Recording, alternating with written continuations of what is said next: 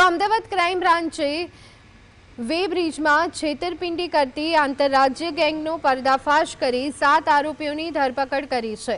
આ ગેંગ વજન કાંટામાં ગેરકાયદેસર ઇલેક્ટ્રોનિક ચિપ લગાવી રિમોટ કંટ્રોલ વડે વજન ઓછું બતાવી કરોડોની ઠગાઈ કરતી હતી।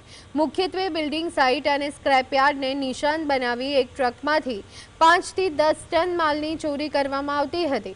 વટવા જીઆઈડીસીમાં દરોડા પાડી પોલીસે આ કૌભાંડ ઝડપી પાડ્યું, જેમાં હજુ વધુ 6 આરોપીઓની શોધખોળ ચાલુ છે।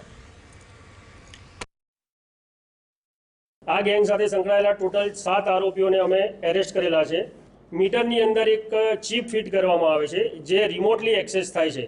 તો જ્યારે પણ લોડેડ ગાડી એ વે બ્રિજ ઉપર આવે ત્યારે તેના એકચ્યુઅલ વજન કરતાં ઓછું વજન બતાવે, જે રિમોટલી એ લોકો પહેલેથી 5 કે 10 ટન ઓછું કરી નાખતા હોય। દિલ્હી અને નોઈડાના રહેવાસી છે, તેમની પાસેથી પણ આ લોકો આ ચિપ અને રિમોટ મેળવે છે।